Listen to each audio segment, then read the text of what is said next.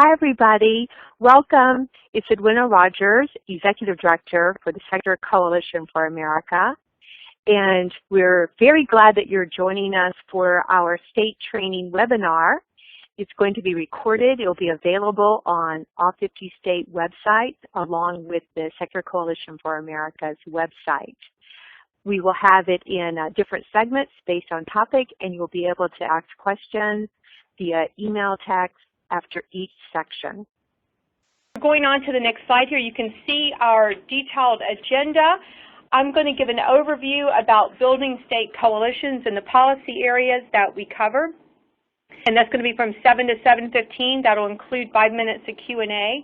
That will be done through writing. And then we'll move on to Lauren Vandergriff, who's our webmaster, state website management, and he'll have 15 minutes, 7:15 to 7:30. Then we will go on to effective lobbying. Kelly Demereaux, Director of Federal and State Affairs, 7:30 to 8 p.m., 20 minutes presentation, 10 minutes of Q&A. And then off to Media and Communications with Lauren Anderson Youngblood, our Communications Manager, 8 p.m. to 8:30 p.m. Eastern Time. And then Development and Fundraising, and Aisha Goss, who is our Deputy Director, will not be able to join us today because her plane's running a little late. She's flying out for a conference. So I will happily do her piece from 8:30 to 9 p.m. on all things development and fundraising. All right, so we'll go ahead and get started. You can see the Secular Coalition for America is a national organization. We're 501c4, which means that we have full rights to lobby. All of our member organizations, you can see here, there are 11 that we currently have. They're all C3 organizations, national membership groups. And the state coalitions will look very similar. The more in the coalition, the better. So moving on to our next slide. These are the major issues, the major subject matter areas that we lobby on federally and at a local level. Of course, we have to tailor for individual communities and states. But they fall into these 6 major categories: health and safety, discrimination, government actions, education, tax policy, and military. So we'll go on to our next slide here, and these slides will be available on every state's website and can be printed out. So health and safety, we have a detailed list here of the areas that just generally covers. Of course, we're focused on separation of religion and government, abortion, smart recovery, which is a program that's a secular program for drug and alcohol abuse. It does not use religion, adoption, conscience clause, death with dignity, stem cell research, contraception mandate, medical neglect exemptions, child care center regulation exemptions, child abuse reporting exemption for clergy, vaccination exemptions. And so that's a pretty comprehensive list, and we will move on to our next topic. Now remember, these topics are going to be detailed fully in the Model Sacred Guide for legislatures and decision makers that will be coming out really shortly around September the 16th. It'll be available electronically and used in all state legislatures and also nationally. Our next topic is education, and I will tell you that this is the topic that receives the highest interest of folks in the non-theist community in all of our surveys, and this would include generally vouchers to religious schools, secular student groups being allowed to form on campus, religiously motivated bullying, teaching evolution, not creationism, sex education, and we're talking about medically correct sex education and not abstinence only, school prayer, and Pledge of Allegiance using under God as required by many states. Discrimination, we focused on same-sex marriage, faith-based initiatives, which usually have a lot to do with federal dollars, state dollars going to religious charities, and then they use that money to discriminate in hiring and folks that receive the services. Employment discrimination exemptions, housing discrimination exemptions, grants to religious charities, prisoner discrimination, and Boy Scouts. Under tax policy, which is a major issue this year in that the House and Senate are looking at fundamental tax reform, we have religious privileging in the tax code, automatic exemption status for churches. They don't have to apply or submit any paperwork Financial disclosure 990s are not required, as they are of all other charities. A Church Audit Procedures Act, where an audit hasn't happened in over 4 years. Politicking from the pulpit, which is against the law for C3 charities and for religious organizations, using that with tax-free dollars. And the parsonage exemption.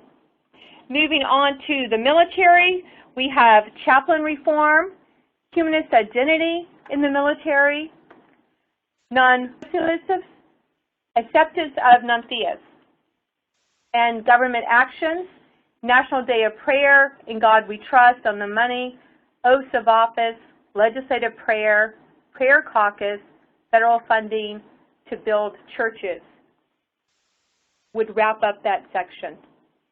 Now, moving on to the changing demographics of the religiously unaffiliated, you can see here that the numbers are soaring. It's a percentage reporting no religious affiliation by age. This is a good statistic for people in the non-theistic community and the state chapters to be aware of. Moving on to our next slide, the changing demographics of non-believers, which is also something that is of particular interest here. Declining shares say they never doubt the existence of God. Now, moving on to the really substantive issues that we want to hit in this particular section, secular coalition services. So these are the major services that we have available for the state chapters, and I just want to quickly run through them. You can always reference back to this, but your government watchdogs, your voice on Capitol Hill. So we have the full C4 advocacy organization abilities, and so we're looking after all things federal, so we're able to activate everyone in the states when there are federal issues. Legislation and regulation tracking, so we have access to tracking legislation in all 50 states and also nationally through congressional quarterly software, and that's available on each state's website. State chapters, we have really advanced chapters in 7 states, and then we have other chapters that are at different degrees of maturity, but all 50 states have some activity and have had a number of phone calls and have websites and are basically organized. Action alerts, so we have the ability through our software to send action alerts to everyone in the state, asking them to take action with their federal senators and congresspeople, but also with their state legislatures. And that is something new on the state level that has just recently become available, and we're in the middle of contracting to get that, so we'll have that very shortly. And influencing with the decision makers, we hold meetings with Capitol Hill and administration folks, and of course advocating our position, and plenty of that's going on at the state level also, but we'd love to see much more of that.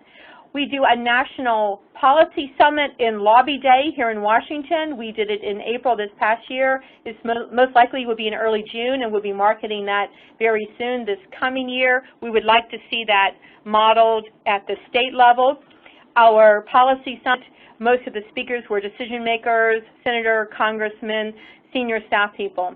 Trainings, plenty of training videos and in-person training, whatever is needed. We have summits and we have movement phone calls. We do a national call every Thursday for 30 minutes for leaders to let them know what's going on and take their feedback. Plenty of research. We do scorecards for all 135 members in Congress, all 100 senators, presidential candidates, and we're also working on scorecards at the state level. This year we only have elections in New Jersey and Virginia, so we'll be coming out with those in September. Plenty of information to keep all of our secular leaders up to date. In particular, we do have this national movement update call. We would love for all of our leaders to call in and listen to that. The state calls are actually very similar. So ours is East Coast every Thursday from 12 to 12:30, and it is a serious movement call. We have reports out from many of the national organizations involved in the secular movement, not just Secular Coalition for America.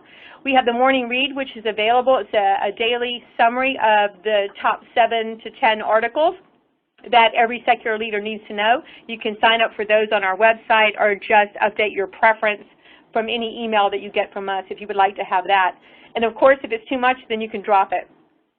Secular News Daily, this is a website that we're affiliated with where we're pulling a feed from every secular group that we can possibly think of. And so if you need even more information, you can check that website.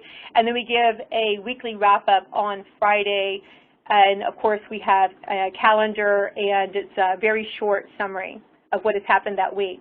And so connecting you to the secular movement, we are very focused on facilitating movement unity. We are here to facilitate coordination within the movement, and basically that's what our goal is. We are very involved in social media, Twitter, Facebook, Instagram, you name it, communications, all kinds of blogs, and we have plenty of articles that are written about the secular movement, the Secular Coalition for America. We maintain a master calendar, so we're looking for all events to put on that master calendar that is on our website, and we go over it every week on our call. And of course, we offer speakers for any events that you have coming up.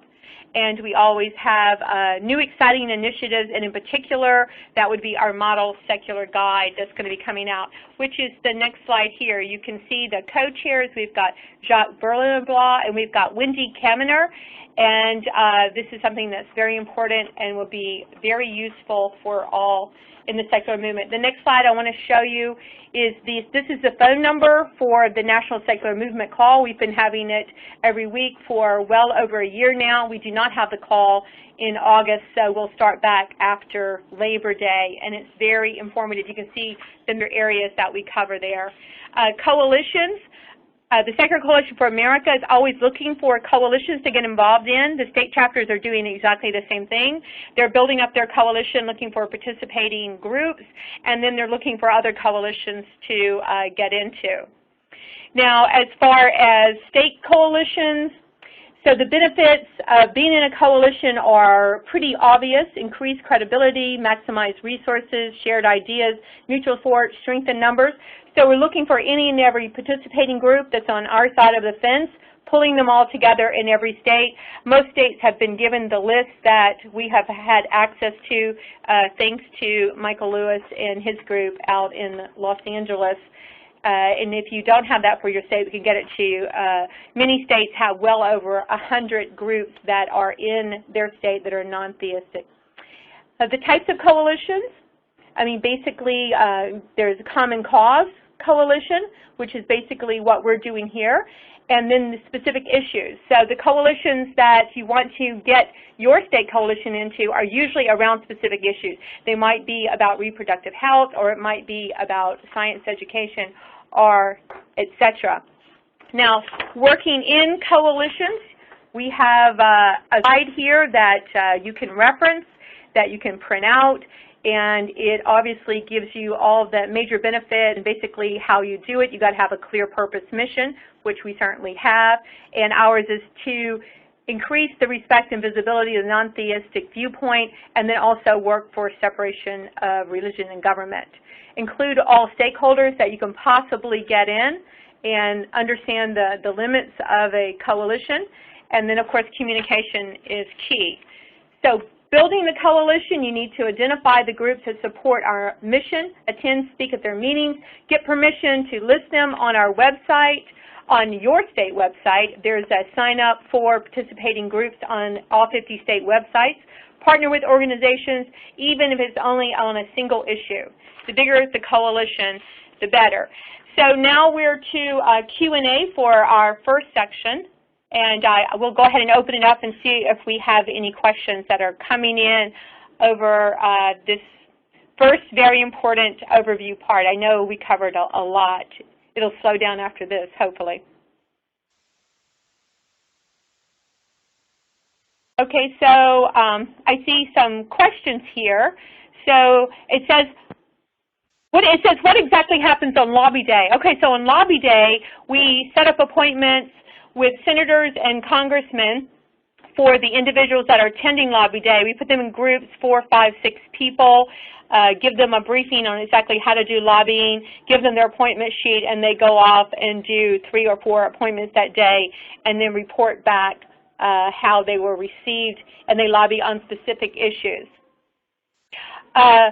Someone's asking what was the code for the conference call. Again, I didn't catch it. I'm hoping that that is the code for the call, the National Thursday call, which is on our website and is always the same, and we're looking for that now. Sorry if we changed that slide. Nicholas is going to look for it. Will a copy of this be available on the site? Yes, a copy of this is going to be available. Thank you for going back to that section on the National Thursday call. There it is. We just passed it. Okay, so the National Thursday call, there's the phone number and the code. It's always the same.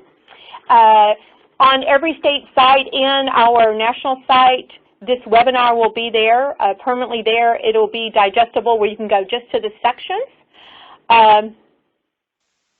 527 tax status is needed to be able to promote political candidates, or any of the tax statuses allowed to do that. We are not a 527, so what we do, we don't do what a 527 does, but we can do everything that a C4 can do, which is, very extensive, a lot of, pretty hardcore electioneering and the scorecards, etc. How can I lobby in D.C. with the SCA staff and not just individually? We have lobbying appointments every week on Capitol Hill. We disclose them in that written Thursday call agenda that goes out to anybody who signs up for it on our website.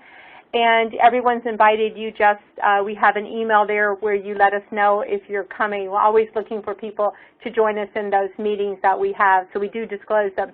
How can I get involved with Maryland's chapter? Okay, you can get involved in your state chapter, every state chapter. If you are in our database on the national website, if we have your zip code, you will automatically get any emails, agendas for any calls for your state chapter. So that works for every state. Or you can go to that state's website, and if you sign up there also, then you'll be in the database to get the agenda for any upcoming calls. Events are posted on the new state websites. They're fairly new, still a little bit in testing, but coming along nicely. Are the Thursday conference calls available for review after? Yes, they are. So there's an agenda that goes out that has everything that we say pushed to everybody's email box about an hour or two before the call. The calls are audio tapes like all of our phone calls, all the state calls and the national call, and the audio tapes are posted on our website, in each state's website. Also, we are just starting a podcast for the national call, and we have submitted it to iTunes, and it's currently available on the Secular News Daily. So those are the majority of the questions that we have received. So I think at this point, it looks like the questions are slowing down. And we will go ahead and move to our next section.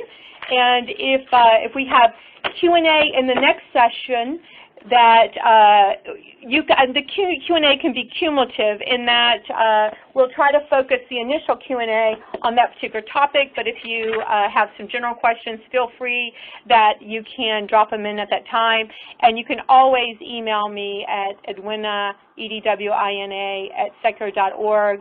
And my cell phone is on everything that we send out, the Thursday call agenda, everything, 202-674-7800. Text, call, whatever, we're very accessible. All right, so the podcast will be up on every website as soon as we complete here. All right, so we're going to move on to Lauren Vandergrift, who is our webmaster, and he's going to walk us through new state website management. So, Lauren, why don't you take it away? Hi, everyone. My name is Lauren Vandergrift. I'm the webmaster with the Secular Coalition of America. And I'm actually seeing a lot of your questions are actually related to the state site, so I'll get to them when we get there at the end. But the answer to all your questions thus far has been yes, so that helps. Anyway, so just to get started, I'm just going to quickly do a brief overview of some of the features and functions and purposes for these new individual state sites that we've created. Then afterwards, I have a video guide that goes over the detail of getting started, accessing the site, and posting content that will be going up along with this recording in the next day or so. So just to get started, the purpose of the secular state sites is really to give every single state chapter the ability to promote the activities and the information for their given states, for supporters, for the press, for local government, to really give each state their own cohesive voice and vision that they can keep that is independent for each state, but also fits in line with the whole Secular Coalition for America as a whole.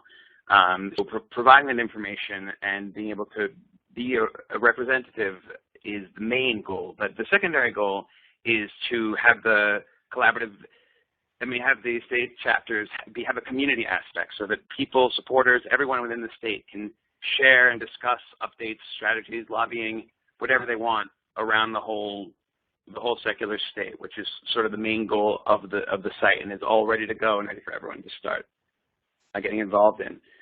There are some main sections of the site. Now you can right now go to states.secular.org and you can get a big list of all the states and go to any given state. We have activities in a whole bunch of them. A lot of the big ones are Rhode Island, New York, California, Florida, North Carolina. And all over, people are starting to log in. We've gotten a great response in the first week that we've been launched. We have tons and tons of users logging in and contributing, so we're really happy about that. But just to get a little overview on the state sites themselves, we have our main buckets of content that we have people contributing to, and that will all be evolving over time as we grow the project. But to start out, we have about pages that talk about both the Secular Coalition for America and the individual state pages, and different states can, again, customize all these things. News is where people share, the SA and state leaders can share news stories that relate to any given state. Again, all content can be shared and talked with and communicated and commented on. So again, trying to bring the discussion back into one state place. Then we have resources. Now resources are a little different. Someone actually had a question about making a web-based resource tool for states. And to start with, we have a resource section that's broken up into a state-based resources and then the more national state tools, so guides for lobbying and for fundraising and that kind of thing, and the video guide for how to use the website, that kind of thing that the SCA itself is providing are there, along with a page that will, over time, become more and more unique as state leaders begin to add resources to the websites. And Nick Lee just had a question, and the state chairs, I will get to that. They have a whole form they can fill out and become state chairs to access all of these things. Then the key issues are, as we talked about earlier, they're kind of a combination now. They're more the key issues for the whole SCA, but over time they'll evolve and give updates as they relate to the states themselves. Supporting groups, Joanna had spoke to this earlier. The supporting groups can be added by anyone, and they are there to provide on a state level, and then also eventually that can all be pulled out to a national level of the different types of groups and coalitions that are forming around different states and different locations. Events may be added by state leaders and state chairs. They can be everything from the monthly state calls that we're doing to any physical or online physical meetings or online discussions that state leaders would like to run. The attendees can register for any given event and communicate with those people, say the times change or they want to spark some conversation there. And again, just like we can do with the main secular.org site, we have recordings of all of our past calls as well as upcoming podcast feeds for all the given state sites. Then legislative reports are a tool that we also offer that give up-to-the-minute legislative reports for your given state that are currently in their infancy on the site. We have a provider providing those, but we're getting a new improved version that should be exciting because it'll add more and more tools for legislative reporting. And then finally, my favorite part is the community aspect, where everyone can get involved to interact and comment and share information and strategies with each other in the state site.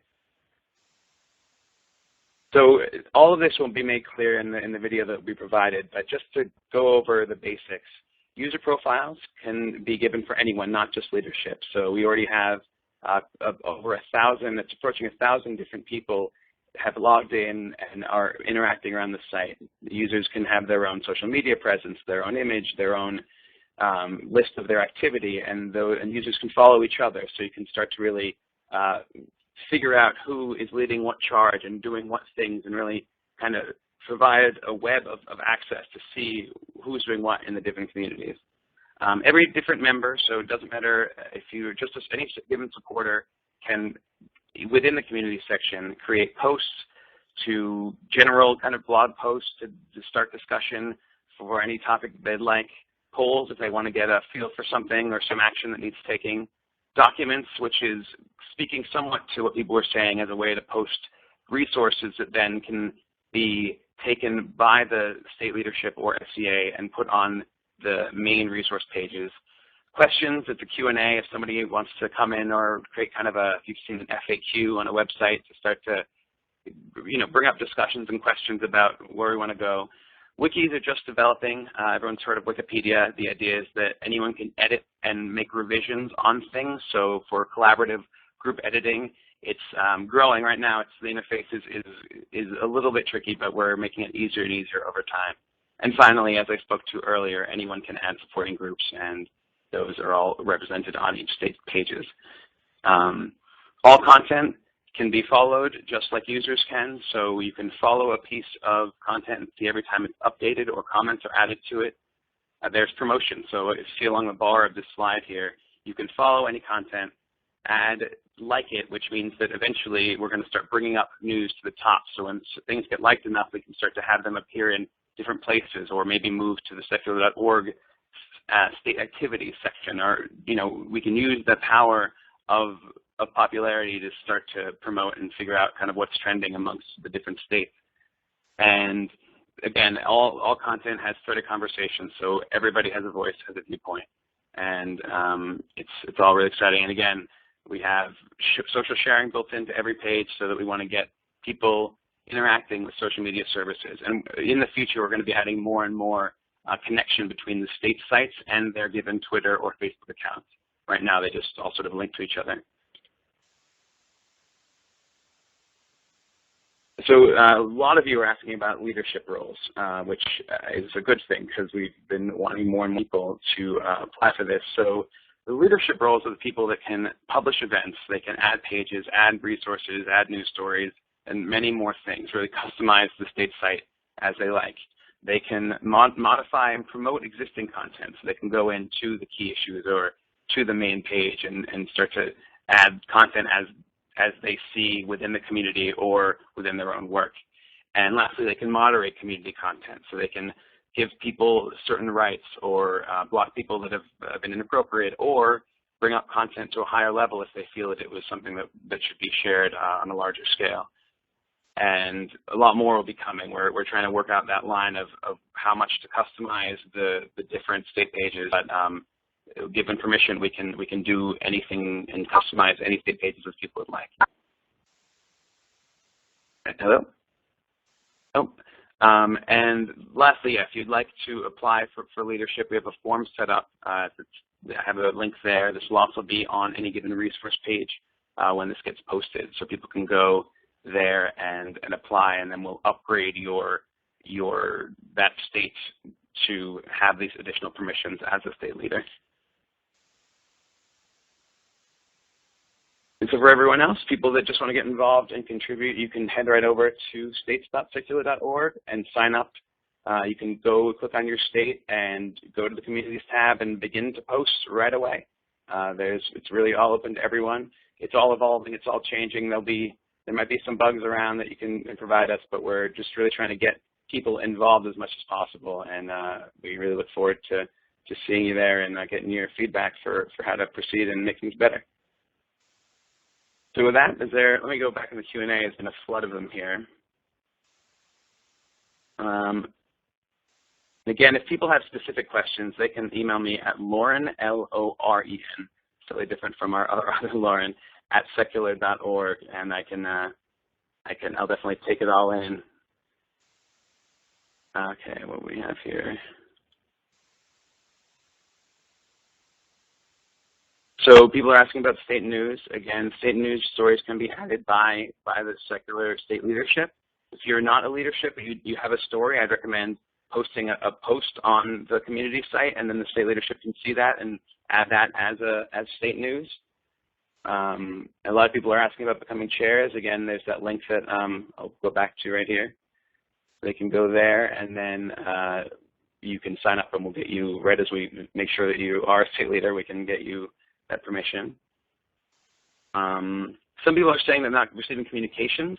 It's possible that you're in the state site exists, but you're not getting the mailing. You can go to the secular website and go to the sign-up form for the newsletter and choose your state to begin receiving communications from your state. Or when you sign up for the site, you can also, that same place, sign up for your state's mailings. Some of these are more personal questions that you can definitely go ahead and email me, and I'll get back to you there. So people also asking about RSS feeds. I'm assuming that for various publishing reasons. We do have RSS feeds already for every state page, but we're trying to decide which content should be in that RSS. We're assuming just for news, but there's also events, there's different things. So if you'd like to contact me personally via email, I'd like to get your feedback on that, something we're working on right now. So anyone else have any questions? And again, please feel free to email me. So Lauren, it looks like there's one important question. They want to know if there's a problem or concern with their state site or with the national pages, who should they contact? We are implementing a contact form for the site. For each given state site, we're trying to decide actually kind of how that all should work. But in the meantime, if you have concerns or bugs or anything, you can definitely just email me at lauren@secular.org, L-O-R-E-N. Okay, great. Well, thank you very much, Lauren. All right, so now we're going to move on to the next section, which is effective lobbying. And Kelly Demereau, who's our Director of Federal and State Affairs, will be walking us through the presentation and handling the Q&A. Thank you, Kelly. Thanks, Edwina. So we're going to talk a little bit about effective lobbying techniques and strategies. Right now you can see a little outline of the sections we're going to be covering. The state lobbying strategy, just your overall strategy and being prepared and ready to act once there's some action to be taken. The lobby visit, actually, when you go to meet a legislator at their office, best practices there. Contacting your legislator, not the meeting in person, but if you want to contact them by phone, letter, or email. And then presenting testimony, which we're really hoping the state chapters are going to do more and more of this as so much of legislating happens in committee, and you don't have to be the world expert on a subject to be a really important contribution to the committee's decision, and you can do so by presenting testimony. And just before we launch into this section, I also want to introduce everyone to Diana, who's our new lobby assistant, who's really picking up the slack with the state chapters and is going to be your contact and your go-to person, and welcoming Diana to the SCA family. Hi everyone, I'm Diana. Like Kelly said, I'm the new lobby assistant. I'll be the main contact person for state issues. So if you want to get involved, have any questions, feel free to email me at diana@secular.org and I'll get back to you. Great. Thanks, Diana. All right, we're going to charge ahead now with lobbying. So the state lobbying strategy. The key is preparation. Edwina already covered a little bit about building that coalition, so you already have that network of supportive groups, but there's also building your network of individual supporters, so growing your list of supporters. The bigger the list, the better, and social media now is one of the best ways to bring supporters in, but it's really important that the SCA and the SCA chapters be able to sign people up on our list so that when there's a time that we need to take action, we can really mobilize and move. A good example of this is the FEMA funding for churches bill that is currently being considered by the Senate. One of our biggest responses ever, almost 10,000 emails sent to senators, and let me tell you, they really heard you guys. So having that strong list of supporters ready to jump into action is so important. Gathering and preparing your resources, having your elevator speech, your short explanation of what the Secular Coalition is and what it does, or what your group is and what they do, keeping your website up to date with relevant information, and just gathering research, facts, examples, position papers, issues, everything about the issues that you plan to talk about. Building relationships with lawmakers, so before you actually have to go in and ask them a question, just that introduction, so they know who you are, and then when you call, they are expecting you to call because they know you're the person to go to on secular issues. Fundraising is a really important part of this that often gets overlooked, that fundraising support is really what makes everything else possible, so it's important to talk with potential donors about supporting the efforts of the Secular Coalition. Monitoring legislation and regulation, tracking bills and regulations. We have a tracker up on our website, on all the state websites that follows the different legislation in the states. And then opposition research. So just knowing what the groups that directly oppose your position, where they stand on the issues, and preparing counterpoints so you know what they're going to say and can also inform the legislators as to what they're going to say and why that might not be the best approach or even accurate. So lobbying in action. So now it's time. There's a bill that's been introduced that we want to go ahead and get the troops ready for. First steps is coordinating with that coalition or the organization that you brought together. This way you can really strategize the best way to handle it, have a plan in place, a campaign that you can put into motion, and you can coordinate messaging, talking points, sound bites, so that way when you're talking to different people and getting the message out, when people are hearing the same message over and over, there's going to be some synergy there. Opposition research, now you're going to specifically look into what they're saying about particular issues on this particular bill. Meeting with the legislators, especially the ones that hold the position that you're trying to reinforce, because they can give you some good guidance on who else to talk to and what some good next moves are. Educating the legislators through Hill briefings or Hill letters, educating the public through the media, so that's the communication section that's going to be coming up, and educating your supporters on your list through newsletters, email updates, keeping everyone aware of the information, and then your call to action for grassroots advocacy. That's your action alert, your petition, your sign-on letter. Now I'm going to talk a little bit about the lobby visit, so the in-person meeting with a legislator. Getting ready to go, you have to know the facts, and that includes the other side of the argument, what the other side is going to say, and you can also point out, but here's what they're not saying, and kind of pinpoint the flaws of those arguments. Knowing the history of the issue, so has this bill come up before? How did it die that it didn't move forward? What were the issues there? Knowing the legislator, has this legislator voted on this issue before? How did they vote? What kind of influenced their vote there? And then having your materials ready. So a single sheet handout is really the best way to go. Here's our example of our school vouchers handout. That way you can have a concise explanation to leave behind at the office. So you've prepared, and now you're going to request a meeting. Email or calling the office. The person you're probably going to be talking to if you're on the federal level is the scheduler, and they really prefer email. But on the state level, just a phone call to the office can help set it up. Have several dates and times ready to offer. This makes it a little more difficult to say, oh, we're all booked up. Oh, well, then how about next Tuesday at 2 p.m. I have some opening there. It makes it harder to kind of put you off. And be ready with the information that they need. So your name and contact info if you're representing the Secular Coalition, the name of the organization.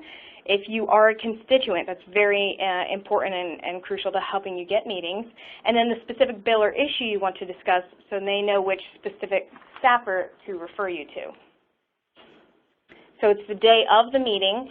You want to make sure that you're dressed appropriately. First impressions are very important in these situations. So business dress attire, especially if you're on Capitol Hill, but business casual is button-down slacks for men or nice blouses for women.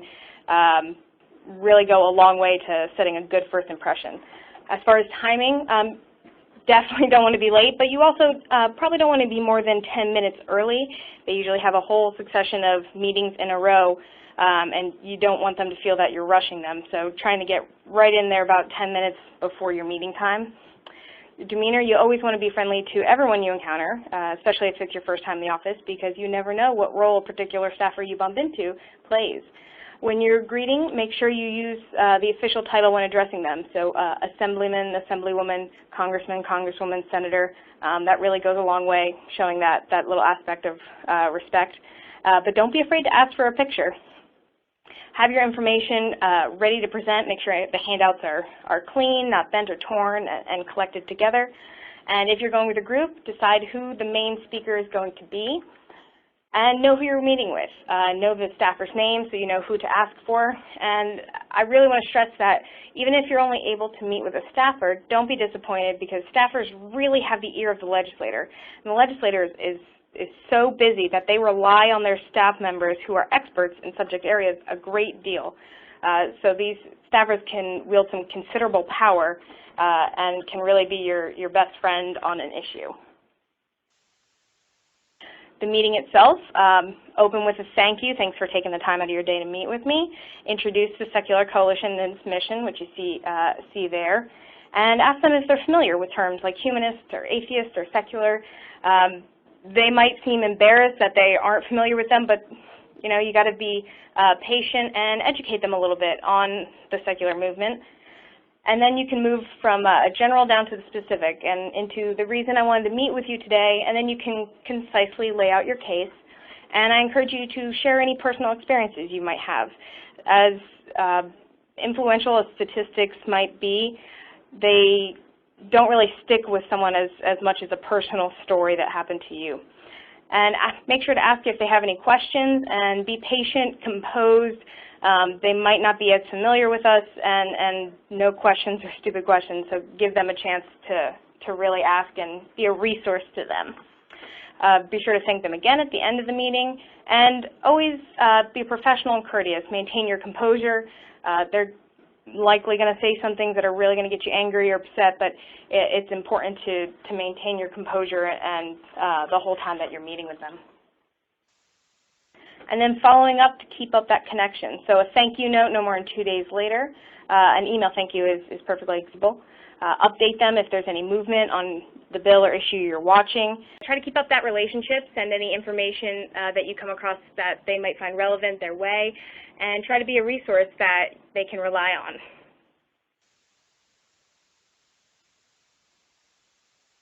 Other ways that you can contact your legislator, of course, there's the phone call.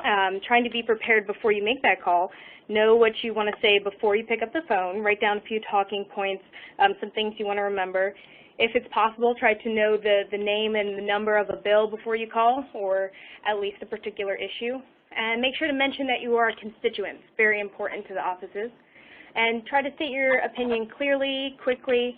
They get a lot of phone calls, so the more concise you are, the more they can really give weight to what you're saying. And always be courteous. You're talking to a staff member, so make sure to thank the staff for his or her time. If you're going to send a letter, make sure to show a connection. Send letters only to your own legislator. Make it personal. Some legislators might downgrade the importance of a letter if they think it's been just one of a million motivated by a generic campaign. So if you can make it a little personal, that's always something good to do. Handwritten letters are fine as long as they're legible, and they often get more attention than typed letters, but especially on the federal level, they do have to clear a whole lot of clearance and security. So if you do send that type of letter, make sure you send it far in advance of any vote. Try to keep it brief, not only keeping it to one issue, but one page, and include a specific ask or call to action. Make sure that you ask the legislator to reply and ask them very directly whether he or she is going to support the position. Be respectful. You catch more flies with honey than with vinegar. Be accurate and timely. Again, make sure your legislator receives the letter before the vote and that the name is spelled correctly. thank yous. Legislative staffers, they repeatedly say that legislators seldom receive thanks, so that's why I keep reiterating how important it is to thank them at every step of the process.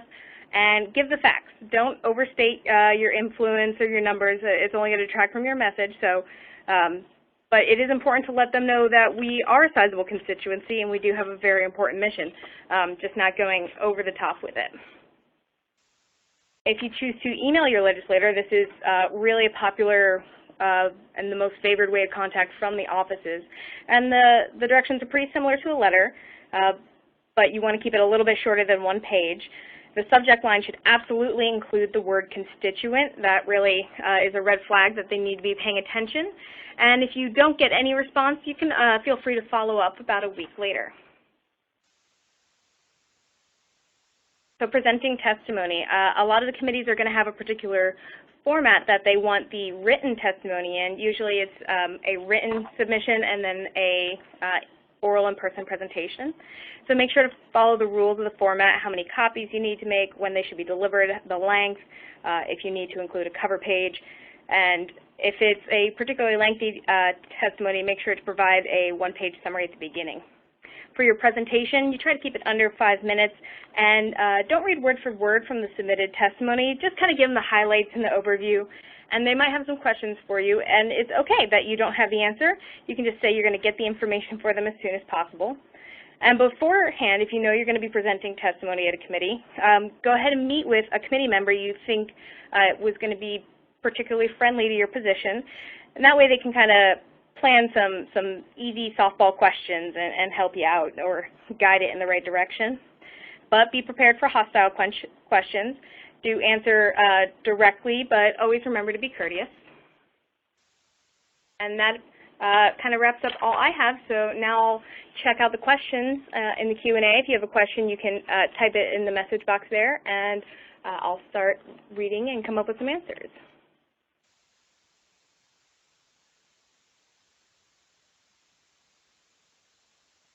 How can we best persuade a legislator that supports what we want to become a champion, building support for what we want? Well, having that rapport is a good place to start, and giving them the ammunition they need. So being a resource that they can turn to. As we're building our relationships with legislators, they know that they can call us anytime, day or night, if they need statistics on this or a personal story on that, and that we're going to be a resource for them to back them up when they need us. That's really important and really helps keep up those relationships. What about credentialing? Do lobbyists need special credentialing? Does SCA provide us with any kind of badges? It's different on the federal level and different state to state. That is something we looked into, of course, when starting the state chapters. And in the few states where you are required to register as a lobbyist, we have made sure to tell those states on their conference calls. For the most part, if you are a volunteer, if you're not getting paid, you're not going to need to register to lobby. It's just a very, very small handful of states where we've had to handle this. There was a good one up here. I'm going to scroll up a little bit to before my microphone cut out. Okay. Go down just a little bit. Right there. There.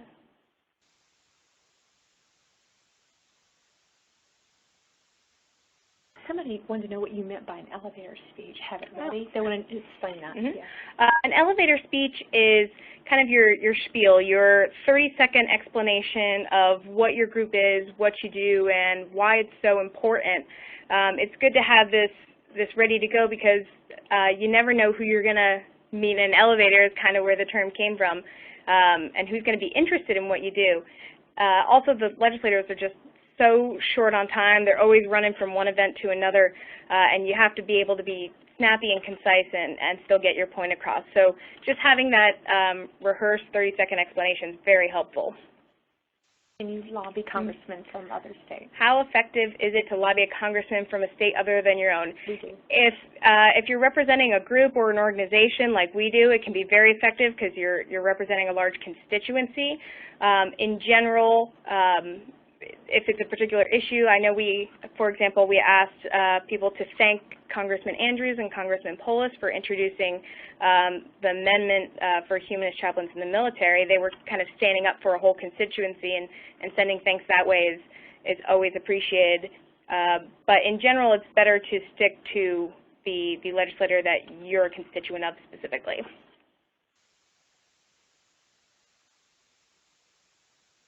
Go all the way down.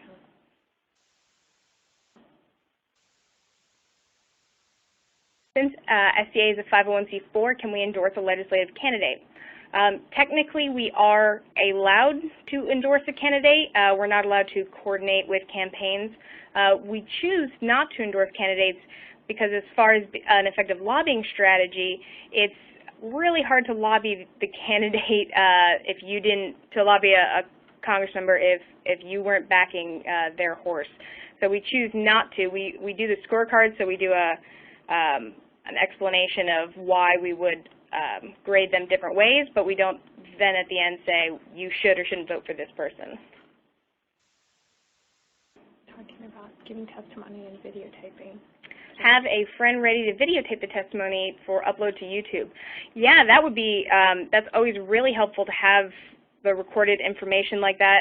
As I said, feel free to take a picture when you're meeting with a legislator and take video if you're doing recorded testimony. Sharing these stories and giving these great examples always helps to embolden those who are interested but haven't quite stepped up yet. Would it be possible to have a centralized place where people at the state level can blog about their lobbying experiences and help us learn how to be more effective? On the state websites, there is that wonderful community forum section now, specifically for this purpose, for sharing experiences within your state. And then we're also going to be building a way for the co-chairs across the states to talk to each other about their experiences across the states as they pop up. But especially when it comes to how your legislators in your state respond, the state websites are a perfect resource for that, and that's one reason that we created them. How about endorsing a state representative and producing a video to be shown on cable public access channel all over the district? I think it's possible. It is possible. It's not restricted by C4 status. Again, our restriction is that we're not allowed to coordinate with that candidate and ask them, hey, how do you want us to message this or not? But again, we kind of choose not to, and to focus on lobbying those who are already in office or spreading information, education about the candidates so that people can make an informed choice. Look and see if there were any more.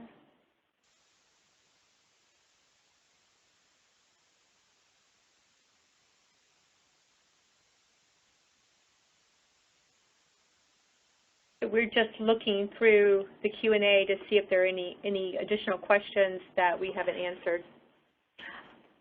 Can you elaborate on how state leaders will be able to collaborate? Well, we haven't quite figured out the mode yet, but I'm thinking that we'll probably have, just as we have the state sites with their forums, there'll probably be a co-chair forum to bring up questions and have the wikis and all those kind of resources of the state sites that's there for the chapter leadership to share experiences that they've had lobbying in their states.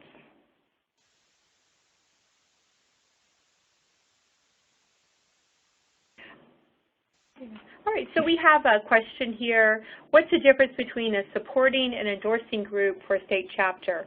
All right, that's a very good question. So the state chapters, since they're coalition, they're looking for participating, supporting, member groups, whatever you want to call that first category. Those are members. We use the word, mainly the word participating, just so that the groups don't think it's so formal that, you know, they have to pay a fee and they have to submit an application and things of that nature. So we choose to use the word supporting. Endorsing groups generally are allies or friends that endorse what you're doing, but they're not actually participating in the group. So that would be the two differences there. So like at the national level, we have member groups who are participating, who are supporting. We have endorsing groups. They're not part of the coalition, but they agree with what we're doing and they support us and they endorse us. And then we also look for friends and allies where what we do is not part of their mission, but they want to be friends with us and align with us on usually specific topics.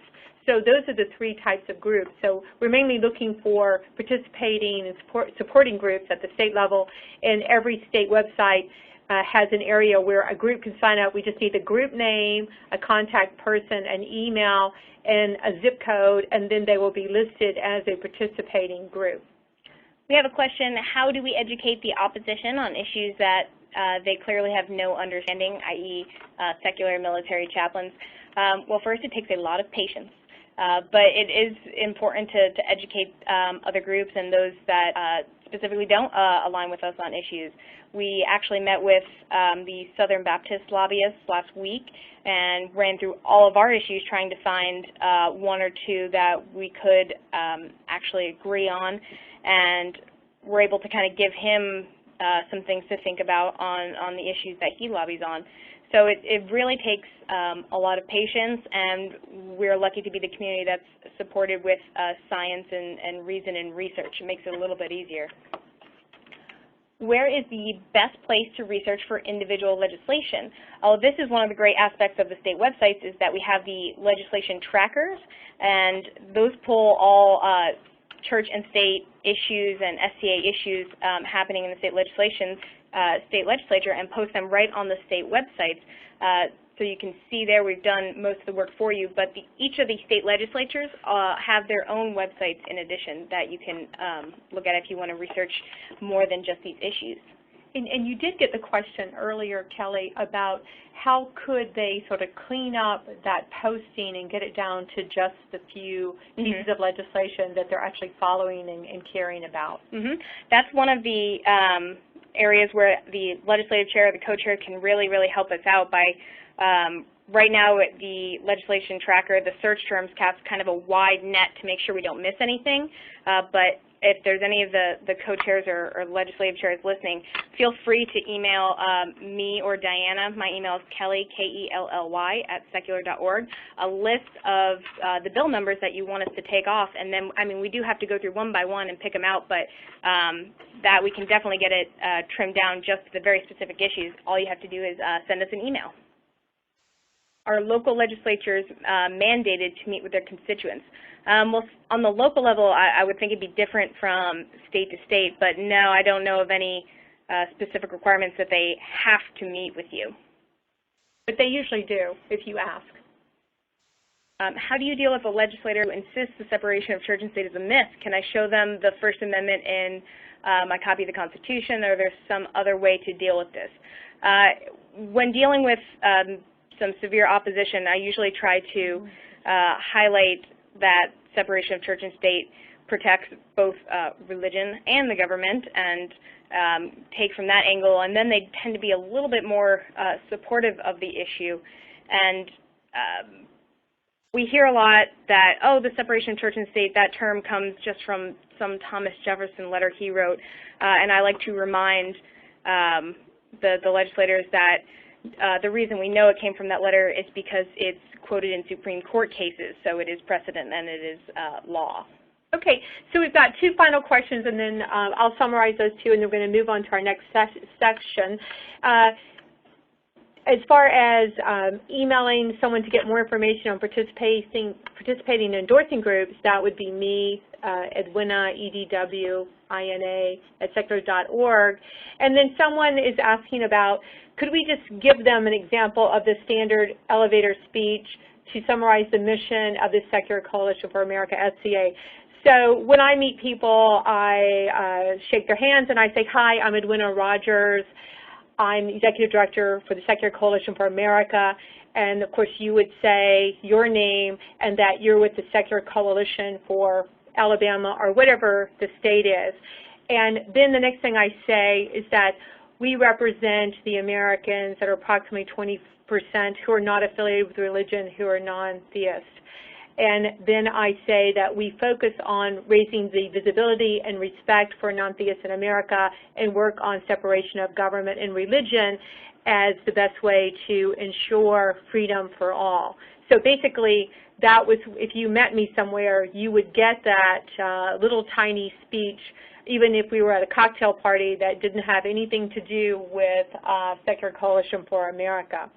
All right, so we're going to move on to our next topic here, and media and all things communications. And Lauren Anderson Youngblood, who is our communications manager, is going to walk us through that section. Thank you, Lauren.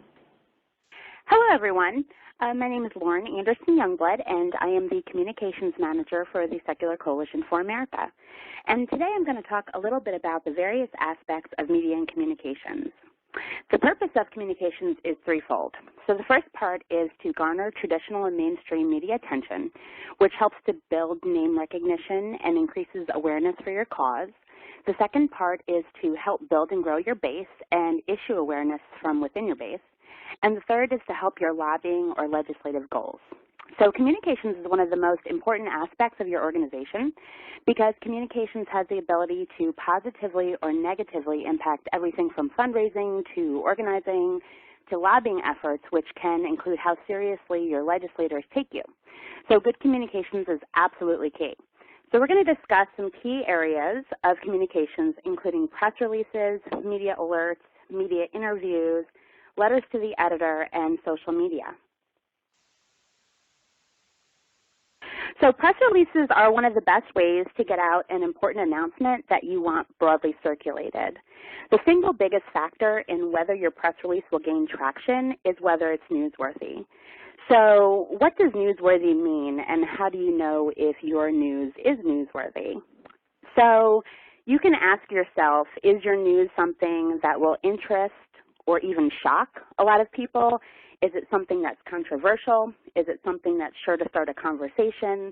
Does it offer a completely different take on an issue that's been in the news recently? If so, chances are that it is newsworthy. Now, there are definitely going to be times that you will want to send a press release to simply get your organization's position on the record or to make an announcement knowing that it isn't necessarily newsworthy. But the majority of the time, your press releases should be something of interest to the general public. And you don't want to send a lot of stuff that isn't newsworthy, or you're going to be sure to anger reporters. And that means that you're going to be asked, reporters are going to ask you to remove them from your list. So you want to get reporters on your side and build relationships with them, which we're going to talk about a little bit more later. When writing your press release, you should think about relevance, timing, and grabbing attention. You want to time your press releases based on these factors, but sometimes you'll also want to find a way to connect yourself to a story that's already in the news. So relevance is really thinking about is what you're saying important, interesting, timely? Does it catch the wave of a current story? If so, if you're trying to do that, how does it connect back to your mission? Timing, you want to hit while the story is hot that day, early in the week, early in the day. The best days to send press releases are on Tuesdays. The worst days are on Fridays and weekends. Sometimes it can't be helped if a news story breaks and you have to respond to it. You just need to get it out as quickly as possible. A general rule, if there's breaking news, the first people to get their press release out there are the ones who are going to be quoted. Attention getting. You want to have striking headlines, exciting subject lines, visual opportunities if it's possible. So when you're writing your press release, you're going to start off with your lead. Your lead has to answer who, what, when, where. It should tell the reader why they should care. You want to make sure that your first 10 words of your press release are effective because they're the most important. If you haven't captured them in your subject line, they won't read the first 10 words. And if you haven't caught their interest in the first 10 words, your press release is going in the trash. The second through the fourth paragraphs are what we call the nut graph. They give a brief overview of the meat of the story. After that, you want to have a quote, and then the rest of the body expands on the first 4 paragraphs. You want to make your press release shorter rather than longer. You want to avoid excessive use of adjectives or fancy language. You want to provide as much contact information as is appropriate. Individual that they should contact, you want to give your phone number, I would definitely suggest your cell phone, your email, definitely give the website, links to any information that will help them get facts that you mentioned. They're going to want to verify any facts that you state. Again, your website. Once you've given your contact information, this is very important, be there to answer the phone. So another thing is you want to make sure that your quotes are accurate, short, and memorable. You want to put 2 quotes that are 2 sentences each, addressing 2 different parts or issues that are mentioned within the press release. You want to write your press releases from the third person as if you're writing a news story.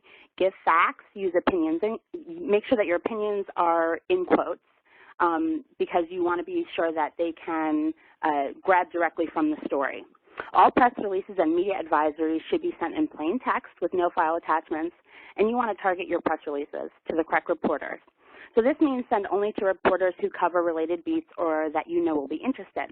So building relationships with reporters is pretty important, and I can sum it up in pretty much one sentence, which is make it as easy as possible for them to do their jobs. So how does this play out in real life? When you're writing your press releases, you want to write them in a way that they can pull directly from. They want to be able to cut and paste. If you offer statistics, you want to give them the location of where they can find the statistics themselves to verify. You want to be available when you send your press release. And I know I mentioned this before, but I'm mentioning it again because it's so important. If you've sent a press release or you've been working with a reporter on a story, the absolute worst thing that you can do is leave for the day and not be available for the reporter. It's important to remember that a reporter's prime deadline time is just about the time that everyone else is getting off of work and leaving for the day. So as a former reporter, I can tell you that there's nothing worse than the sense of sheer dread that comes over a reporter when they're on deadline writing a story or having their story edited and they realize that they forgot to ask a question, only to find out that their source is gone and can't be reached. So simply being available for the reporters when they call and returning emails quickly is going to gain you more brownie points with reporters than you can ever realize, because this is reporters' #1 complaint about PR people that they deal with, so I really can't stress this enough. Do things for them when you can. Help them out, even if you're not going to get a press mention out of it.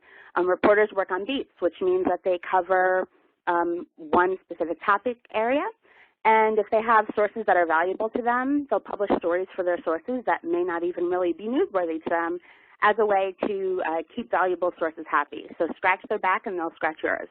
And also remember who you're dealing with. Most reporters are type A personalities. They don't like mornings. They're always busy. They're short on patience. They don't like a lot of questions that they feel waste their time, like even how are you? Just, get straight to the point. You want to be polite, professional, and friendly, but you want to be quick about it. So after you've sent your press release, should you do a follow-up phone call? There's a lot of debate about this, but most PR people, especially those who've been reporters, agree that you shouldn't do it unless you absolutely have to, and if you do, use sparingly. Reporters don't like pitch calls. They're best received by reporters you already have an established relationship with. So establish relationships with reporters, and then you can feel more free to call them. Other times you may want to do pitch calls are in rapid response situations, when there's a breaking news story that you'd like to pitch yourself or someone in your organization as an expert commentator on a breaking news story that'll be covered that day. When you do call the reporters, mention that you sent them a press release, but don't necessarily ask them if they got it because they see it as kind of rude. Most reporters are just going to try to get off the phone with you as quick as possible. They kind of treat you as if you're a telemarketer. So you just have to make your point, very quickly, be very upfront, and just be as helpful as you can. And just remember with reporters, if done correctly, you're helping them do their job. So again, help them and they'll help you. Media alerts are a great way to get the word out about events and mainly different things that you want to get the word out about but that don't necessarily warrant a full press release. So you basically put the description of the event, the time, place, location, the contact info, a short spiel about what it is, And in the subject line, you would put media alert to make sure that they know that it's differentiated from the press release. And it's just kind of a quick hit thing to let reporters know that it's an event that they can come to if they're interested in covering that. Press interview terms to know. So there are a couple different terms here: on the record, backgrounders, off the record. On the record interviews should really only be done by people within your organization that are officially qualified to speak for the organization on behalf of the organization. Anything that you say to a reporter, unless expressly agreed to be off the record, you should expect to be quoted.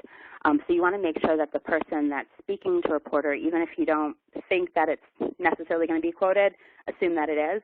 So make sure that everyone who's speaking to reporters is someone who is familiar with the message and who is an official spokesperson for your organization. Backgrounders are discussions with reporters that offer background information, not necessarily for direct quote, just to kind of give them a little bit more insight. Off the record is off the record. You can talk to the reporter and you can give them information that they agree to use for their own personal knowledge, but that they won't print what you're saying. They won't quote you, they won't mention you. Do not suggest that anyone do these types of interviews until they are very, very comfortable with the media and really, really very comfortable with specific reporters that they've built strong relationships with. Press interview preparation. So you want to know the official position of the topic that you're going to be speaking on. This is, it seems pretty obvious, but I think the most important thing that you want to do before an interview is practice. Practice your talking points. Make sure that you know exactly what you want to say. Know your position. If a reporter calls you and wants an immediate response and you're not sure, ask if you can call back in a few minutes and either look at your talking points. There's actually a great document in the media guide that is a talking point and soundbite planner. There's also a message clarification worksheet to help you kind of work through your ideas about what you want to say and exactly how you want to say it. You can always call the national office. You can call my personal cell phone number if you really don't know what to say and you need to get back to a reporter quickly. Don't allow yourself to be put on the spot by a reporter. In general, in case it's a breaking story where they absolutely need a quote now, which just doesn't happen really that often, there's usually you can say, can I just give you a call back in 5 or 10 minutes? And usually that's fine. Always keep in mind the impact that your statements will have on your efforts. So remember that the primary goal of the organization is to affect change. And to do that, you need to work with people on both sides of the aisle and from many different backgrounds. So for example, the SCA lobbies on controversial issues, and although we may not agree on everything, there may be an opportunity for us to align on one particular issue. So we keep the door open when possible, and we want to veer away from saying anything that will close doors. We want to always be diplomatic. Unless citing a specific example, bill, statistic, lawmakers vote, etc., steer away from attacking any one party or group. For the SCA, we are a nonpartisan organization. We believe separation of religion and government is the best guarantee of freedom for all Americans, regardless of their religious or political beliefs, and we'll call out examples when we see them, but we try not to generalize. You always want to be professional, never say anything that you don't want quoted. As soon as you speak to a reporter, you're being interviewed, even if you make a sarcastic comment. And anything that you can say can be chopped up and used as a soundbite. So be very careful of what you say and choose your words wisely. Never engage in name calling or anything like that. If you aren't sure how to answer a question or you're nervous about the reporter's intentions, stop the conversation and ask if you can call back or call up and ask how you should proceed. Most interviews get broadcast in sound bites, so have quick, concise 7 to 10 second responses ready for the interview. This is particularly true for radio and television. Give reporters good sound bites they can edit into their broadcasts. Standard lines like, we need to keep government out of the business of religion and religion out of the business of government are, quick little things that they can chop up and throw into the story. So things like that really work well. You want to make up an agenda. Reporters have little time to prepare, so draw up an agenda of points that you want to make to get across ahead of time. This is not something that you'd share with them, just an idea that you'd have in your head of points that you want to make. And you want to concentrate on one or two vital points. You definitely want to, okay, so just skip ahead to the next slide. Press interviews, we're continuing on what to say. So you want to definitely share your website or contact information. The first thing that you want to do, especially if it's a radio interview, even if they've introduced you want to reintroduce yourself. Again, say the name of your organization. Give your contact information often, give your website information often. You do this because people may have just tuned in. So things to think about are that for many people, you're going to be the first non-theist that they've ever heard speak. So you need to be acutely aware of that and to put your best foot forward. However unfair it is, we have to remember that in the eyes of many readers or listeners in the audience, you're representing all atheists.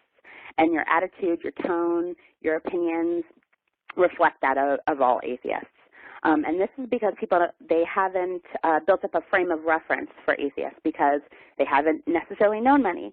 So, for example, people may know Christians. So if one Christian acts poorly, they're able to separate that individual from Christians as a whole because of their pre-established framing. With non-theists, in many cases, we're actually doing the work of helping people to build that frame. So that's why it's so important that their initial experiences with our community be positive ones. And for many people, that initial experience will be through stuff that they're seeing on television, hearing on the radio, seeing in the newspaper. So that doesn't mean that we can't defend ourselves or our positions, or even that we can't go on the offensive on positions that we take a strong stance on. But it does mean that we have to be very professional and courteous and friendly and demonstrate the morals and values that we want people to associate with us as a group. So again, if you do nothing else, you want to give your group contact info and do it often. Relate who you're with and why you're there. Even if the host does this for you, I would do it again, especially as the interview ends. Listen carefully to each statement or question before responding. Try to be in the moment when responding. Begin with a short answer that's to the point and then elaborate. And this is just in case you get cut off, you got your most important point out there. Find every excuse to move on to your talking points. Relate everything back to your talking points. If you're asked a question, answer the question that you wish you had been asked. Find a way to just keep getting back to your talking points. If you've covered all your talking points, restate and cover them again. Avoid digressions into side issues. Stay on message. Avoid the sort of detail that belongs in essays and lectures. Don't allow yourself to be backed into a corner. This can sometimes happen, especially in radio interviews. If you don't like a question, reframe it. If you don't know the answer to a question, be upfront that you're not sure, but let them know that you'll be happy to look into it and get back to them later with an answer. This is particularly true for newspapers, stuff that's not broadcast. And this is the most important thing. Once you've said what you want to say, stop talking, especially when you're doing an interview over the phone. The reporter's writing down what you say, and you're hearing this awkward silence, and you feel the need to expand on what you said. And 10 times out of 10, that's where you get in trouble. And you say something that it's just going to trip you up. So once you've made your point, just keep quiet until they ask you the next question. Okay, how to say it, press interviews. I know that I'm really running short on time here, so I'm going to try to move along as quickly as possible. You want to speak in positive terms. Don't repeat your opponent's terminology or phrasing. This is very important. Speak in terms of your values first and then relate your positions back to those values.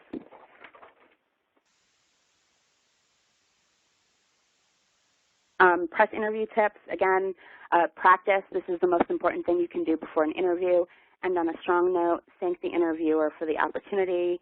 Of course, you want to find out exactly where you can get a copy of the interview so that you can put it on your website and all of that good stuff. And of course, there's more information. I'm really starting to rush here. All of this stuff is in our media guide, and I'll be happy to answer more questions afterwards. Letters to the editor. Letters to the editor are an effective way to inform elected officials and the public about how important a particular issue is to your community and the nation. So the best way to use letters to the editor are to correct or interpret recently released facts or biased articles, or to explain the connection between a news item and your issue of concern, or to praise or criticize a recent article or editorial. So if there's a story that ran in your local newspaper that is on anything that you deal with, this is a great time to write a letter to the editor. Be timely. Do it within a few days of the article being published. Stay on message. Most letters to the editor have a space constraint of about 150 to 200 words. You want to definitely keep it local and personal. Social media. So you want to understand social media, how your people that you're reaching out to use social media, the different ways, of course, or the different types of social media, wikis, blogs, microblogs, social networking, forums, review sites, social bookmarking, or news sharing sites. So you want to think about how your target community receives or consumes news. Ask the question, you know, where is my community going? Also be aware that the concept of target community doesn't quite equal target audience. This is because social media is interactive. It's a community, while traditional media is passive, which is, you know, an audience. The basic rule with social media is that you want to actively go where your audience is. You don't expect them to come to you. But when using social media for PR purposes, don't be purely self-promotional. You use the 1/3 rule. So you want to spend 1/3 of your time promoting yourself, 1/3 promoting others, and 1/3 just socializing. In social networking, quirky, offbeat news works best. There are social news sharing sites and submit such material. But again, you want to just stay to that 1/3 rule. That really works best across the board. Social media, there's 10 conversations we have listed here, things that you want to pay attention to, things that you'd want to get involved in. Because we are so short on time, I'm going to go over these really quickly, but these are also mentioned in our media guide. These are complaints, compliments, problems, questions or inquiries, crisis, campaign effect. This basically is what is the buzz following your most recent media campaign. Competitors, what people are saying about your competitors, listening to conversations that they're having. The crowd, this is a general industry conversation. What are people talking about in general? What's important to people that's relevant to the work that you do? Influencer really refers to how influential are the individuals who are talking about you versus other people know your niche, who know who your niche influences are, people who have a lot to say, who are influential within the community. And point of need. What are people looking for? Fill the needs. How can you fill the needs? Listen, don't pitch. Look for the actual opportunity to help, not just general opportunities, and make contact at the right point of need. And so, again, there's lots of information in the media guide that goes over this much more in depth, and I will now take some questions. Okay, so there's one question. Does avoiding questions or steering back to talking points come across as disingenuous, artificial or fake, or overly political? It's how I hear it when others do this. In general, no. Most of the time when people ask you a question, a lot of times reporters will ask you like 3 questions in one go, or they'll ask a question 3 different ways, or 3 different related questions. In this case, you just ask the question that you like best. You don't want to just simply, you know, they ask you a question and you answer something completely unrelated. You want to answer their question, but you kind of want to find a way to answer it in a way that that leads you back to something that you really wanted to talk about. So what you're trying to do is find a way to connect the question that they asked with what you really wanted to talk about. So it's really your goal to make it not come across as disingenuous. And I think that the more that you get comfortable doing interviews, the more experience that you have with it, the better that you become at doing that. Let's see. Is it appropriate to ask the reporter what questions he or she will be asking prior to the interview? A lot of reporters don't necessarily come up with a list of questions prior to the interview. Most of them have a good idea of the type of things that they want to talk about. So I would say it's definitely appropriate if you've scheduled a reporter or an interview with a reporter to ask them what they'd like to talk about, especially if you're an organization that deals with a lot of different topic areas. And they should be able to give you a general idea of the issues they'd like to discuss. And most of the time, they'll be able to give you at least one or two questions that they're thinking of to kind of get your wheels turning. And then what I would do from there is basically, think yourself, come up with some questions like what would you think the follow-up question would be to that. And that'll kind of start to lead you down the road.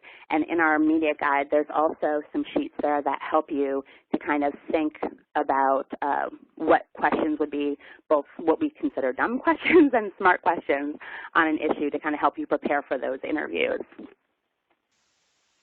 see.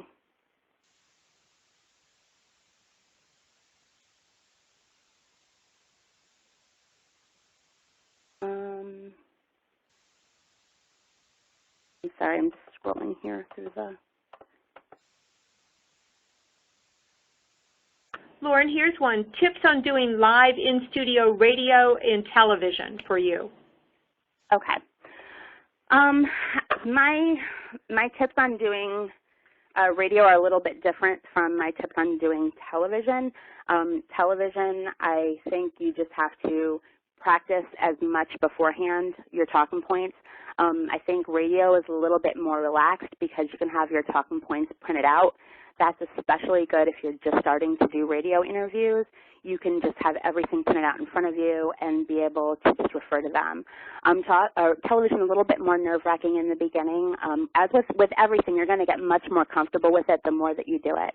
But you definitely want to always, do business attire. I think, again, with all of the interviews, the best thing that you can do is to practice. I would use the talking point and soundbite planner. For television, I would definitely come up with at least 2 or 3 of those quick sound bites. I would practice them over and over again. Definitely know the media outlet that you're going to be interviewing with. If it's something like a Fox News, you know that it's going to be a little bit more hostile. I would even practice with someone coming up with hostile questions and how you're going to answer them. There are also some talking points in the guide on some of the types of questions that you may receive and how to answer them. And I would work based off of that. Practice is key. Okay, Lauren, your next question.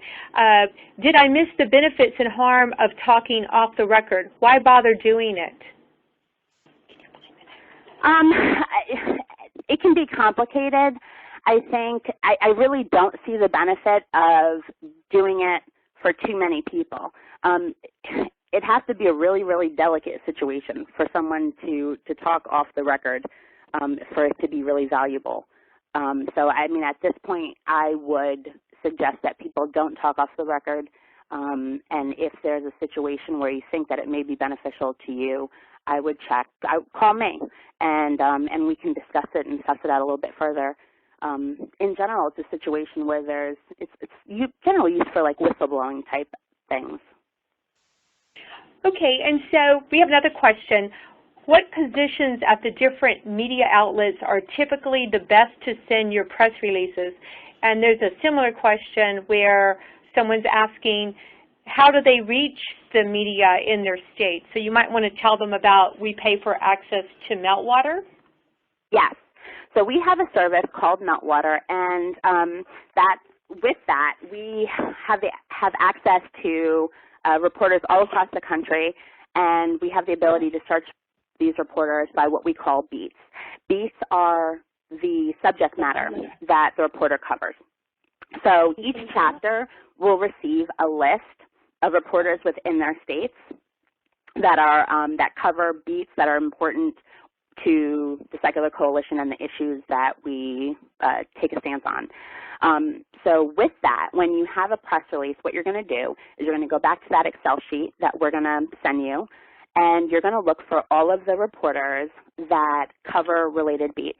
So if it's something like the HHS contraception mandate, I would look for reporters that cover healthcare, that cover government agencies. And so you want to send it to the reporters who cover specific things. You definitely want to send it to the reporters rather than the assignment editors unless there's no reporter covering that beat at the time. And isn't it correct that we can help them with that and we have the database? Yeah, well, we're going to we send all of the chapters a Excel spreadsheet with a list of all the reporters in their state that cover all of our issue areas. And so they can use that list at any time and sort through it. Okay, great. So that answers the question. Well, thank you very much, Lauren Anderson Youngblood. And we're going to move on to our next topic. All right, so our next topic is fundraising, and it was going to be handled by Anisha Goss, who's our Deputy Director and our Head Development Person, but of course I've had many years of experience and we work very closely together. So I'm going to walk us through this fundraising section.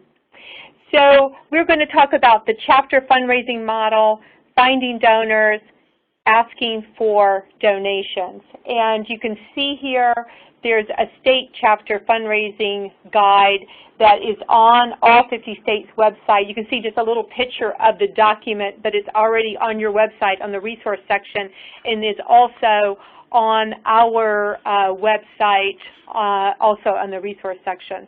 All right, so that's what we're going to cover. Now, moving over to the next slide. It says, without the support of our donors, it would be impossible for the Secular Coalition for America to exist. So we are constantly asking for money.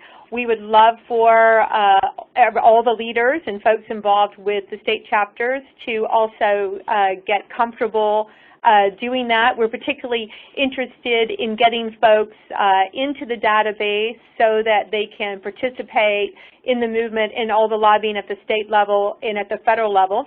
At the moment, the Secular Coalition for America has raised the money to pay for the activities that we need to create all the state chapters. So we're paying for the salaries of the staff that are working on the states. We're paying for the websites, for the webmaster. We're paying for Congressional Quarterly tracking, for the news service where we can email the staff and the legislatures at the state level for the news service so we can do action alerts at the state level, business cards, tabling and conference fees, basically whatever is needed to get the 50 state chapters up and being extremely productive. Now, some chapters have asked, can they get involved in fundraising? And of course they can. Some states are interested in doing even more, believe it or not, a lot more than we're already doing. And they're talking about and thinking about doing additional fundraising. And of course that is encouraged. And we can keep a record of the funds that are raised through those chapters that can be used for special projects. So at the moment, there are no issues with fundraising in that only one state chapter has been involved in a fundraiser so far with the Secular Coalition for America. But you have to understand that we are you and you are us, and we're not all so separate. We're one big happy family. All right, so we need a robust base of support is critical to our lobbying efforts. So we need people that can contribute whatever in kind with their time, or perhaps helping us with the website, and also the folks that are checkbook advocates. Maybe they don't have time at all, but they don't mind writing a check or donating with their credit card. Now, moving on to our next slide, a little more details about fundraising chapter model. So we have resources to help on the fundraising side, growing the chapters across the country. So the benefits are helping them, that helps us, and we help you. Federal members of Congress start back in the states. So remember that we don't operate, just at the state level. We also operate at the national level, regional level. We do see trends that are regional. We have some states where people will say, we don't have a lot of issues in our state. We're happy to raise money in our state that can be used in some other states that are just overwhelmed by issues. We have all the advantages of being a C4.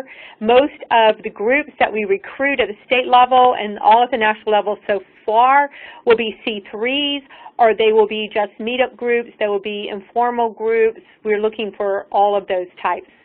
And we have experts on all the rules on fundraising. As far as logistics, all collected donations are directed to the Secular Coalition for America, and they're being entered at secular.org. We have donate buttons on all the websites, the 50-state websites. And so, of course, many of you are involved in other groups, and you might have fundraising duties for those groups. We understand, not a problem, but also, try to remember that we have to look after our state chapters and nationally, and make sure that the coalition has the sufficient amount of funding to do what we need to get done. So list your state chapters in the memo section of checks or comment section on the web page. So if you happen to be involved in raising money for your chapter, if you just make a note on the check, or you make a note on the memo section on the web page, then we can certainly keep a track of that. Now, moving on to our next slide here, fundraising. A little bit about finding donors. So finding donors, we want to use every opportunity to remind local supporters to get involved, that supporting our work by participating in action alerts, attending meetings, lobbying elected officials, and contributing as well are all very vital. And ending every conference call with a reminder that everyone should contribute at some level, that is a very good place to start. So when you're doing your statewide conference calls, just remind people. And you would be surprised, people want to contribute and help if they're seeing some value back. And encouraging supporters to become donors. So after establishing a relationship, it's much easier to convert them into donors than just asking for a contribution immediately.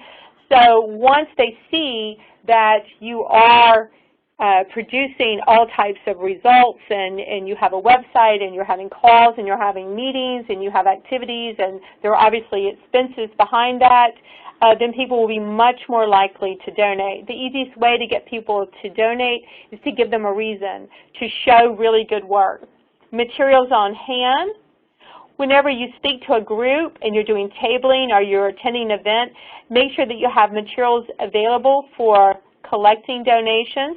And so this would include return envelopes with the address, cash box for checks or cash, and have pledge cards. We also have sheets for donors to sign up where they can just put down their Visa card or whatever, or just direct them straight to the website.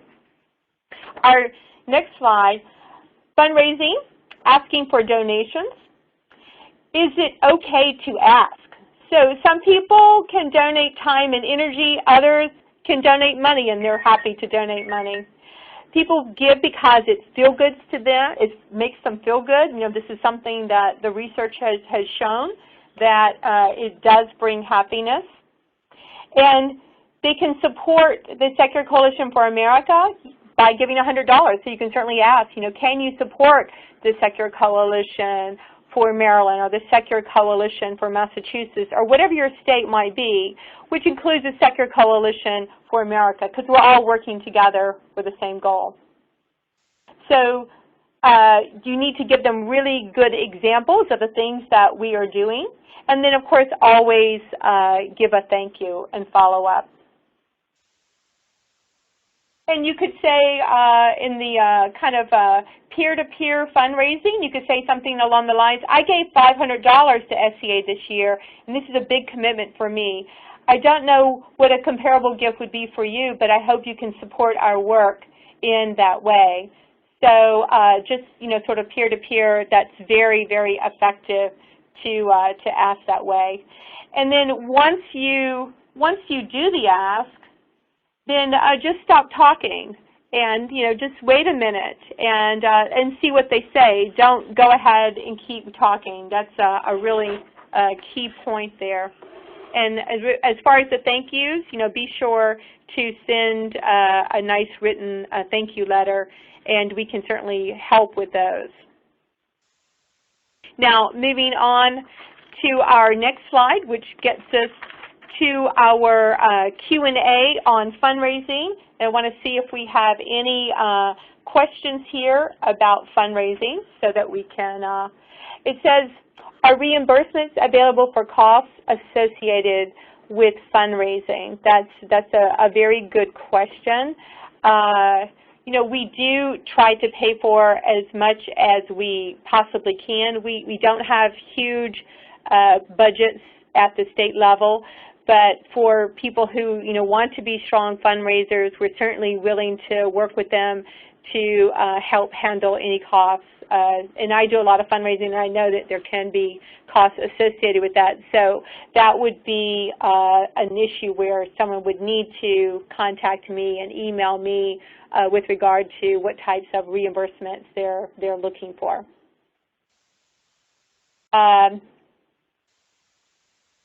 Is there a way that online donations can be tracked for California or for other states? So at the moment, Secular Coalition for America raises money in every state, and we have donors in every state, and all of that is one big common pot. So at the moment, our donations that are coming from California, they're not for the Secular Coalition for California. Of course, plenty of money is being put back into the chapter in California. But we do know where our donors live because we know their zip code. So we know where they are. So it's not that every donation that comes from Texas will be used for only the Secular Coalition for Texas, and every donation from California will be used only for the Secular Coalition for California. Because if that was the system, then there would be absolutely no money for the Secular Coalition for America, or for some of the states where it's actually really hard to raise money, there might be just a couple of donors in that state.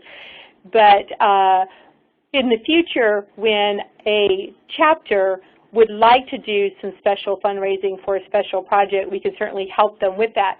But also, the chapters need to commit and be interested down the line to help contribute. So at the moment, we're spending at least about $150,000 a year and more to fund what we're giving as infrastructure and support for state chapters.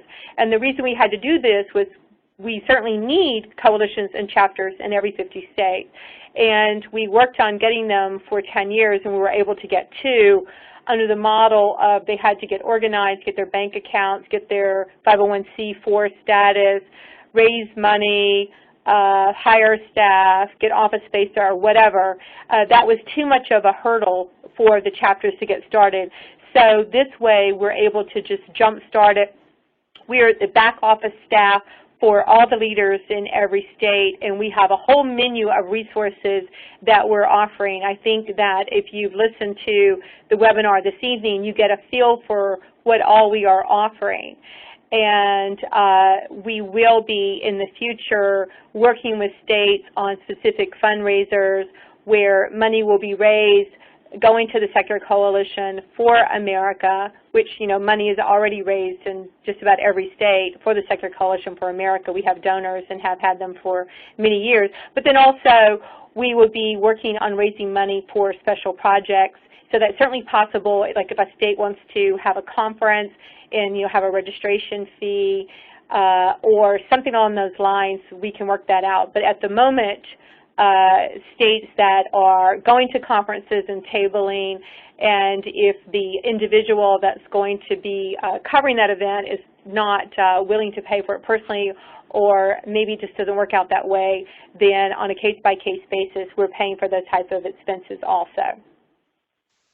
All right, so do we have any more questions? I'm looking here for fundraising questions. So those of you who are bold and interested in fundraising, you certainly let us know. It is definitely a good quality to have in many professions, that you're able to raise dollars. And we've got some super pros here at the Secular Coalition for America that know exactly what it takes to raise money. But I know at the moment there isn't any pressure on any state leaders to do fundraisers or ask for donations because that is not something that we want the states to worry about right now. At the moment, we want the states to be focused on getting participating groups, getting their leadership in order, enjoying your website, using the bill tracker, and focused on lobbying. And the staff here at SCA will make sure that all the resources are available for that. But then down the road, as chapters mature, then they will be able to get more involved in fundraising and then do many other types of activities. It looks like that we have another question here. It says, do the state chapters have access to your database of donors in our state? For leaders, you know, we certainly don't just give out to everybody all of our donors or our database, you know, to be used for solicitation for other groups or whatever. But the state leaders that we're working with, we send emails from the leaders to anybody in our database with action requests or whatever they want. We have worked with some leaders with regard to our database on specific requests of what they need it for. So that's on a case-by-case basis, pretty much. All right, so we've got a nice thank you here. Says the professional, very professional webinar. I appreciate that from our friends at American Ethical Union. And yeah, so if you have any additional fundraising questions, you can contact Edwina or Aisha. And like I mentioned, that is the no pressure right now on the fundraising, but we want to get everybody completely trained on all the skills that you need to run coalitions in your state. And as we mentioned, this webinar will be available on every state's website in the resource section, and we're also going to post the slides with the webinar, but separately, and you can print out the sections that you're interested in. I know they're very content heavy, and we made them that way, and there are even speaker notes, additional content at the bottom of them for everyone to use. And this is available to everyone in the secular movement, and of course, you can even use these materials for the other groups that you're involved in. And if you need a copy that can be tailored so that you can put a different group's name on it, that's fine. Just email us and we can give you a copy that's not a PDF. And that's always true with all of our materials, because remember, we're here to just unify the movement and facilitate coordination with the movement. So we want every group out there on our side, non-theistic groups, to be very successful and have great progress, and we're just here to help. So at this point, since I see that we don't have any more questions, just a lot of thank yous here, we will go ahead and sign off. It's getting late for the East Coast people, and we really appreciate everyone joining us this evening. And we are here. You've got my cell phone number, our emails, very accessible, and I think that we're off to a great start. So good evening, everybody. Goodbye.